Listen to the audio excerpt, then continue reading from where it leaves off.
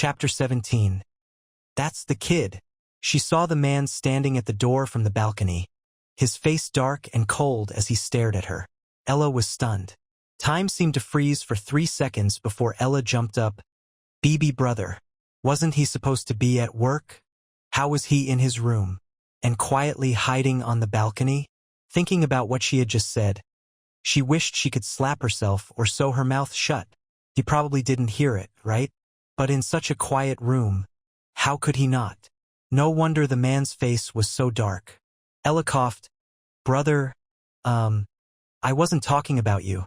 While explaining, she reached out and realized she was still holding the man's boxer shorts. Both of their eyes fell on the garment. After a moment, the man's icy voice cut through the silence. "How long do you plan to hold those?" Ella was mortified. She swallowed and quickly let go, dropping the boxers to the floor. She patted her hands, blinking her big eyes as she tried to sound agreeable. "Brother, I was just tidying up your room.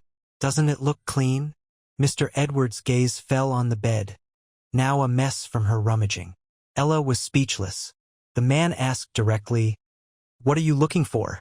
Ella's eyes darted, ready to lie. Mr. Edwards' tone grew severe. "Think carefully before you answer." His dangerous words sent a shiver down her spine, making Ella instinctively close her mouth. Tell the truth? She bit her lip. The man felt like a lie detector, making her think he could see through any falsehood. After a struggle, she finally spoke. Where's the pillow I left in your car yesterday?" The man's eyes narrowed as he stared at her silently. Ella grew anxious. It's the kid." Her words fell, and a cold air emanated from the man. He spoke each word slowly. "Burned." Ella was even more anxious. She nearly jumped up, her voice rising. "What did you say?" "Burned." Mr. Edward glanced at her without a word. His expression made Ella feel like she might explode from anger. She wanted to question him but realized she had no right.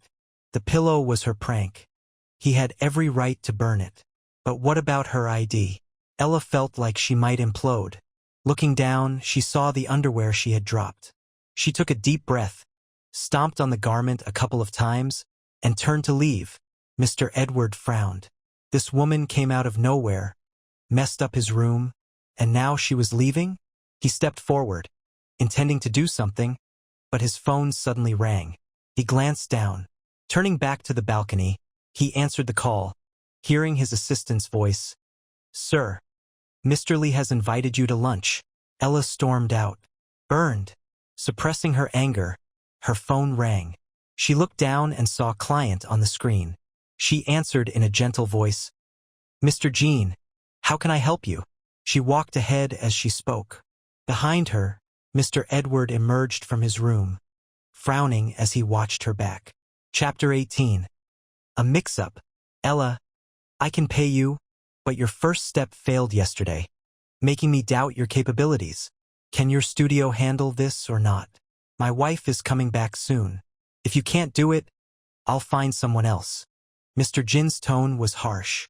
Ella quickly explained. "Mr. Jean, please don't worry. We have a series of follow-up plans to ensure everything goes smoothly."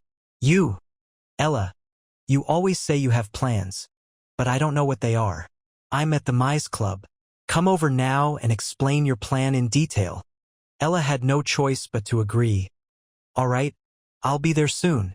She hurried out. The lover dissuasion specialist industry wasn't well developed yet. Their studio had no money or staff, so they couldn't build a reputation. Mr. Jin's case was hard won. They had to succeed to build their name and earn some money to keep the studio running. She rushed to the Mize Club. Ella went straight to room 886, opened the door, and saw a man in his 40s with a square face and bushy eyebrows standing there. Ella smiled. "Mr. Jean, sorry to keep you waiting." Mr. Jean nodded, pointing to the seat opposite. "Sit. Let's get straight to the point. Jia and I have been together for 5 or 6 years. I want to minimize the hurt for her, so tell me your next steps." "Humph. Minimize the hurt." He spoke like he was a romantic, but men who cheated on their wives were rarely decent. Ella thought cynically but flattered him. Yes, Jia is deeply in love with you. So we need to weaken that affection. Maybe she'll leave you on her own. Mr. Jean thought it made sense and nodded. Ella smiled. Our next plan is. Before she could finish, the door burst open. She turned to see a beautiful woman in her mid-20s storming in. She rushed at Ella, swinging her bag. You fraud! You dare to fake a pregnancy to fool me. I'll beat you to death. Ella was startled and dodged, raising her hands to protect her head. She jumped up from her chair. Ms. Jia, calm down. Calm down, my foot. You want to steal my man? I'll show you. Dia swung herbag. Ella could only run around the table. Jia hadn't closed the door, so the commotion inside attracted attention. People began gathering outside, intrigued. Come see. Someone's beating up a mistress. The noise distracted Ella, and Jia grabbed her hair. Ella tilted her head, panicking. Just then, ding! The elevator on the 8th floor opened.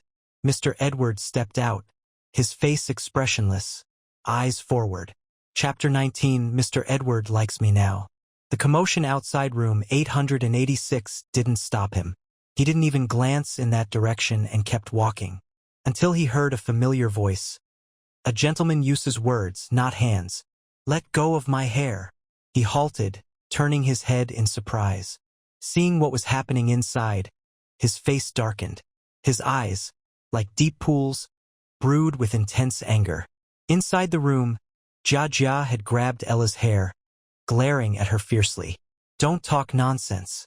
You dare to steal my man. I'll beat you to death. With those words, she swung her hand towards Ella's face. Mr. Edwards' pupils contracted. He instinctively stepped forward to enter the room, but then saw the situation take an unexpected turn. The woman who had been restrained suddenly moved, her head knocking into Jia's stomach. She grabbed Jia's hand and applied pressure, making Jia release her. Then, slap! Ella swung back, landing a harsh slap on Jia's face. The force made Jia stagger back, a visible red mark swelling on her cheek. Mr. Edward paused, eyebrows raised slightly. Jia was stunned, staring at Ella in disbelief.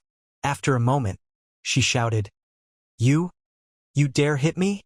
Ella snorted, dusting off her hands. She had wanted to hit someone for a long time, but since Mr. Jean was her client, she had held back. Now, she smirked. Weren't you just yelling about hitting the mistress? Jia choked. You! Who do you think you are? Just an old mistress of Mr. Jean. Do you really think you're something special? Jia trembled with rage. What did you say? Mr. Jean and I are truly in love. Mr. Jean? That's what she calls him? This woman must watch too many dramas. Ella shrugged and then said something that even made herself cringe. But now, brother likes me. Who wouldn't be able to act coy if they wanted? That's impossible. Jia's eyes widened, her body shaking. She went from being aggressive to looking like a delicate flower in a storm. Ella didn't hold back. Why is it impossible? I'm prettier than you, younger, have a better figure, and more class.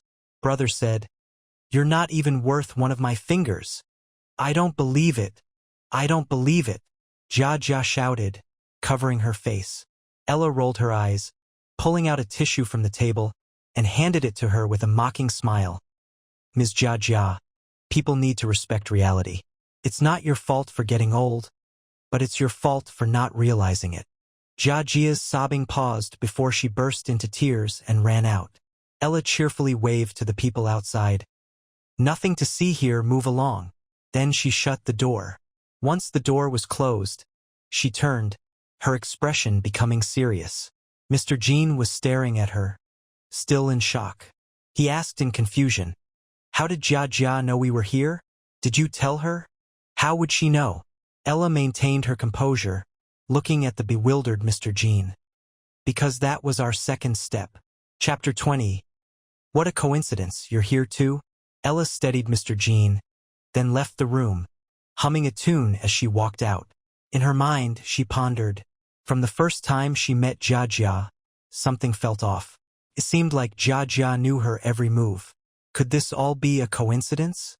She thought about it as she walked out of the club. Car was parked at the entrance. She glanced at it, intending to keep walking, but then did a double take.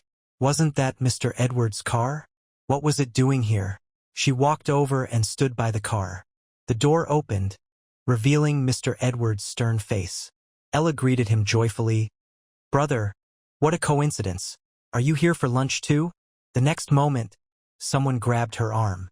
With a strong pull, Ella stumbled and fell into the back seat. Bang! The car door closed, and the car started. Ella sat up, rubbing her sore nose. "Brother, what are you doing?" Mr. Edwards stared ahead, silent like an ice sculpture. It was as if he hadn't just yanked her into the car. Ella awkwardly rubbed her nose. After a while, she looked at the driver. "Sir, are we going back to the Edward family residence?" The driver glanced at Mr. Edward through the rearview mirror, swallowed nervously, and replied, "Yes." Ella frowned. "But I have things to do. Could you take me to Huamao Century first?" Hearing this, Mr. Edward's gaze grew colder. After bickering with someone, she was now going to Huamao Century to see Mr. Jean for something else? How much more embarrassing could she get? Mr. Edward's hand clenched on his leg. Suppressing his anger, he glanced at her. That look made Ella feel like she was being frozen, and she immediately kept quiet. Forget it. Who knows what's wrong with him? Better not provoke him. At worst, she could go back to the Edward family residence and then leave again. With that in mind, she leaned to the edge of the car, keeping as far away from the ice block as possible. Half an hour later, they arrived at the Edward family residence. The car stopped, and Ella opened the door. "Brother, thanks a lot. I'm off to work." She took a few steps before hearing his voice. "Hold her." Her arm was suddenly grabbed by the driver. Ella was stunned. She struggled.